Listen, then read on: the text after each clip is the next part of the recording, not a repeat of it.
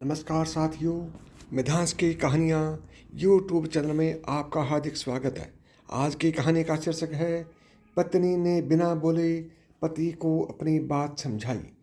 साथियों, वो बात कैसे समझाई, सुनिए इस कहानी में। रागिनी बस में बैठी सोच रही थी कि आज घर जाकर बच्चों के लिए कुछ अच्छा बना दूंगी। रोज ऑफिस में देर हो जाती है और सुबह भी ऑफिस जाने की भाग दौड़ में समय नहीं मिल पाता। 1 साल पहले रागिनी के पति सुरेश ने नया घर लिया था और कार भी ले ली थी। किस्तें चुकाने के लिए सुरेश के कहने पर उसने नौकरी कर ली। एमबीए की डिग्री होने के कारण उसे जल्द ही नौकरी भी मिल गई। रागिनी घर के दरवाजे तक ही पहुंची थी कि अंदर से हंसने की आवाज़ें आ रही थी। वह अंदर जाने ही वाली थी कि अपना नाम सुनकर दरवाजे पर ही रुक गई। हमारे नसीब में ये सब सुख कहाँ। रागिनी को तो बस बाहर जाने का बहाना चाहिए। नौकरी क्या करने लगी है, घर गृहस्थी भूल ही गई। रागिनी की सासू माँ कह रही थी, घर पर रहती है तो इधर उधर ही करती रहती है, उसके काम कभी ख़त्म ही नहीं होते। ये सुरेश की आवाज़ थी। सच बुआ, आप आ जाती हो तो मज़ा आ जाता है। आप हमारी पसंद की चीज़ें बनाती हो। मम्मी को तो हमारे लिए टाइम ही नहीं मिलता।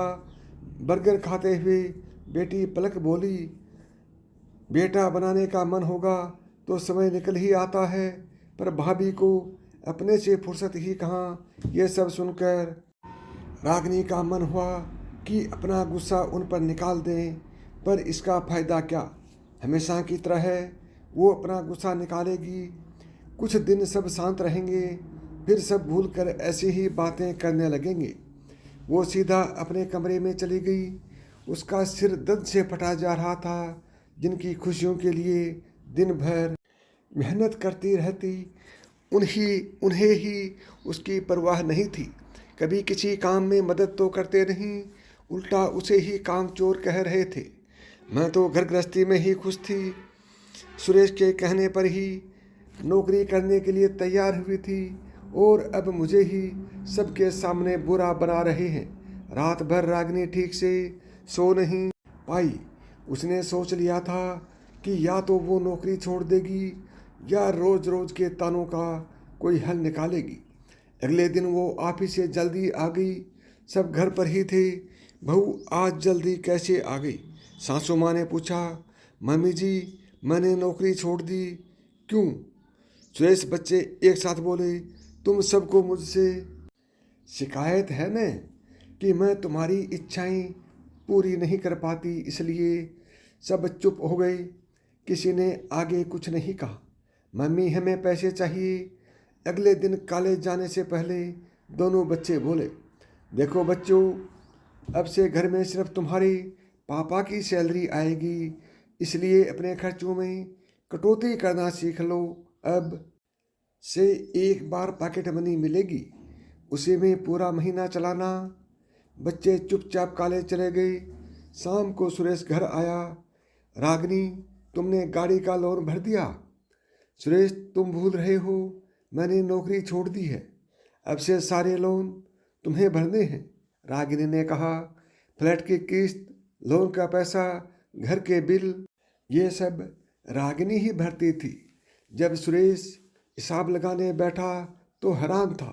रागिनी लगभग सारी तनख्वाह इन पर ही खर्च कर देती थी और उसकी तनख्वाह बैंक में जमा होती थी, जो बच्चों की पढ़ाई या अचानक आने वाले खर्चे के लिए सुरक्षित रहती थी।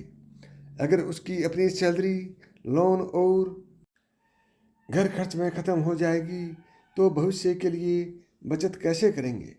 सुरेश गुस्से में रागिनी के पास गया। रागिनी एक बार नौकरी छोड़ने से पहले पूछ तो लेती, इसमें पूछना क्या है? मम्मी जी कहती हैं कि मैं शौकिया नौकरी करती हूँ। आप कहती हैं मेरा काम कभी ख़त्म नहीं होते। बच्चों की शिकायत है कि मैं उनकी मनपसंद डिश बनाकर नहीं दे पाती। जब सबको मेरी नौकरी करने से शिकायत ही है तो ऐसी नौकरी छोड़ने से पहले पूछने की क्या ज़रूरत है? वैसे भी मैं नौकरी नहीं करना चाहती थी, लेकिन आपने ही बोला था। क्या मैंने कहा था घर गाड़ी एक के बाद एक लेने के लिए? मेरी भी सहन शक्ति है थक गई। दोहरी जिम्मेदारी निभाते निभाते क्या कभी आप तीनों ने मेरी मदद की? बच्चों के लिए तरह तरह की चीज़ें लाती हूँ। आपकी और मम्मी जी की हर इच्छा पूरी करने की कोशिश करती हूँ। क्या आपने मुझे समझने की कोशिश की? सच में मैं कितना पत्थर दिल हो गया, तुम्हारे आराम और ज़रूरतों का ख्याल नहीं रख पाया। मुझे माफ़ कर दो, मैं सारी जिम्मेदारी उठा लूँगा। बस एक मौका दे दो। सॉरी मम्मी, हम भी आपको गलत समझते रहे। हाँ बहू, मुझे भी माफ़ कर दे। हम भूल गए थे कि हमें ये सुविधाएं, ऐशो आराम की चीज़ें तुम्हारी मेहनत से ही मिलती हैं। तुम नौकरी नहीं करती तो सुरेश पर सारा बोझ पड़ जाता। रागिनी ने कहा, आप लोग मेरी मजबूरी समझें, बस इतना ही चाहती थी। वैसे एक बात बतानी थी, मैंने नौकरी नहीं छोड़ी, बस कुछ दिनों की छुट्टी ली है और मुझे नौकरी करने की परेशानी नहीं है। बस इतना चाहती हूँ कि आप सब भी मुझे समझें। अब जबकि आप सब मेरे साथ हैं तो मैं कल से ही ऑफिस ज्वाइन कर लेती हूँ। साथियों, इस कहानी से हमें एक बहुत बड़ी सीख मिलती है कि मुश्किलों का हल शांत मन से सोचकर भी निकाला जाता है।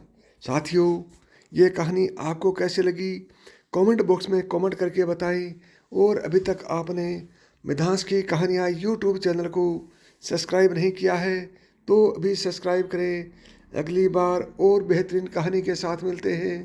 तब तक नमस्कार दोस्तों, जय श्री कृष्ण।